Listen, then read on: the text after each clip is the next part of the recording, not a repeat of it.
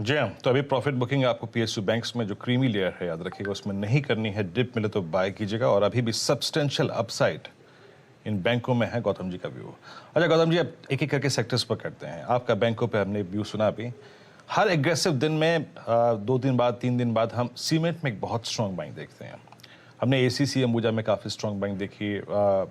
अभी आपको सीमेंट में आई मीन जो वो अल्ट्राटेक सीमेंट अभी भी 7,000 की रेंज में काफ़ी हद तक कंसोलिडेट कर रहा है। सीमेंट में एक जो डिफरेंशियल क्रिएट हो गया है rest of the I mean stocks versus UltraTech, अभी सीमेंट में आपको अपॉर्चुनिटी कहाँ नजर आ रही है? अगर एक इंडिविजुअल स्टॉक पिक करना हो सीमेंट का तो वो कौन सा होगा? देखिए, cement has become a very volatile space. अगर आप पिछले 2-3 महीने का ट्रैक रिकॉर्ड देखें तो कई स्टॉक्स है जो काफी गिर भी गए हैं और वहां से वो अब धीरे धीरे रिकवर कर रहे हैं। सो यहाँ पर आपको you have to be very stock specific. हमारा फेवरेट दो ही स्टॉक है सीमेंट स्पेस में, एक तो अंबुजा सीमेंट जहाँ पर अडानी एंगल भी है और दूसरी है अल्ट्राटेक सीमेंट। सो हमें ये दो स्टॉक्स अच्छा लगता है और मुझे लगता है कि अगर आपको सीमेंट रैली प्ले करना है तो ये दो स्टॉक्स के थ्रू कीजिए। सॉलिड अर्निंग्स, गुड ब्रांड, अच्छे चार्ट्स और अच्छी रिलेटिव स्ट्रेंथ, तो सारे फैक्टर्स इन दो स्टॉक्स के लिए है। अगर आप बाकी की स्टॉक्स की बात करें, Ramco cements, India cements, Heidelberg, ठीक है, ये सब अच्छा कर सकते हैं from time to time, but मुझे वहां पर स्ट्रक्चरल स्टोरी नहीं दिखती है। और आजकल के मार्केट में और जिस तरह का मार्केट का माहौल रहा है पिछले 1 महीनों में, जहां पर कितने स्टॉक्स 20 से 30% गिर गए हैं जबकि निफ्टी 18,300-400 पे चल रहा है, तो इस माहौल में अगर आप क्वालिटी के साथ रहे तो बेटर है। सो सीमेंट एक स्ट्रक्चरल पे मुझे लगता है। वैसे भी मेरा रियल एस्टेट में ओवरऑल व्यू काफी बुलिश है, तो anything to do with real estate proxy मुझे अच्छा लगता है, तो इसीलिए सीमेंट में ये दो स्टॉक्स हमारा फेवरेट पिक्स है। ओके ओके, चलिए तो मैं यहाँ से रियल एस्टेट पे बात करता हूँ। गौतम, लास्ट टाइम भी मैंने आपका व्यू सुना था। रियल एस्टेट पे आपका व्यू और किन किन को चेज करना चाहिए? Along with real estate we have home improvement और साथ ही साथ एंटायर अगर हम देखें तो आपका ceramic stocks I mean tile stocks, poly cap, home improvement में। इस स्पेस में आपको क्या अच्छा लग रहा है इस वक्त? क्या चीज़ करना चाहिए? और एक और चीज़ गौतम, कि बहुत सीरियस प्राइस डैमेज कुछ रियल एस्टेट की ऐसी कंपनियों में हुआ है जो कि अगर आप देखें बहुत हायर प्राइसिंग में और प्रीमियम सेगमेंट्स में ट्रेड करती हैं, लाइक गोदरेज प्रॉपर्टीज। लगभग 40 to 45% का प्राइस डैमेज, उसको आप एक अपॉर्चुनिटी मानते हैं क्या? नहीं, आई थिंक इस मार्केट में विनर्स के साथ रहना चाहिए, क्योंकि अभी जिस तरह की मार्केट है आपके पास at any point of time choices है कि अगर आप डीएलएफ में कमिट करें कि गोदरेज प्रॉपर्टीज में कमिट करें, आप आईटीसी में कमिट करें कि एचयूएल में कमिट करें, आईसीआईसीआई बैंक में कमिट करें या इंडसइंड बैंक में कमिट करें। और ये जो स्ट्रेटेजिक डिसीजंस है ये डिसाइड करता है कि आपका पोर्टफोलियो आउटपरफॉर्म करेगा कि नहीं। सो हम गोल्डीलॉक्स में हमारा फेवरेट्स हमेशा से ही डीएलएफ और ओबरॉय रियलिटी रहा है। मुझे लगता है कि ये दोनों स्टॉक्स यहाँ से भी आउटपरफॉर्म करेंगे।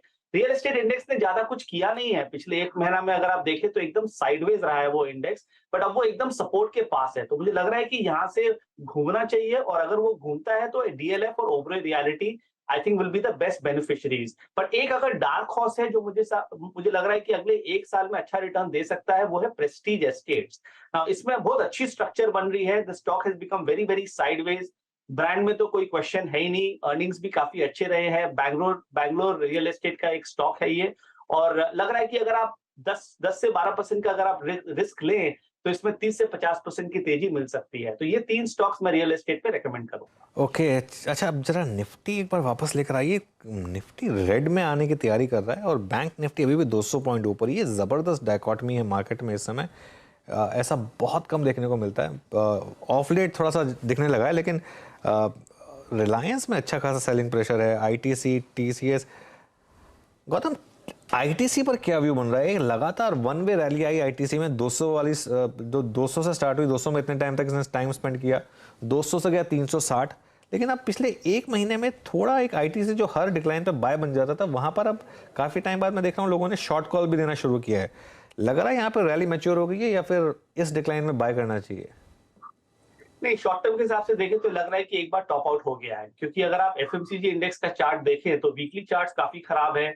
बहुत क्लियर सी नेगेटिव डाइवर्जेंस थी, थोड़ा सा ओवरडन भी था। और क्योंकि मार्केट अब एक रिस्क ऑन मोड में चला गया है, तो I think smart money is flowing away from FMCG and into other sectors of the market like banks and some of the other names. So लगता है कि एफएमसीजी एक बार के लिए अंडर परफॉर्म करेगा, इससे दूर रहिए।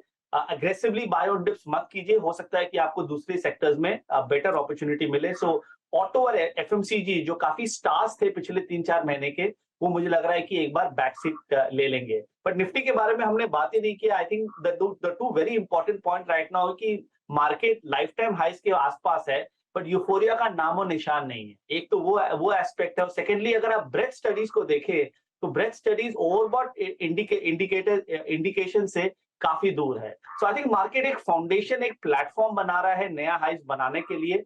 थोड़ा सा बैक एंड फोर्थ है, बट 18,100 का बहुत सॉलिड सपोर्ट है।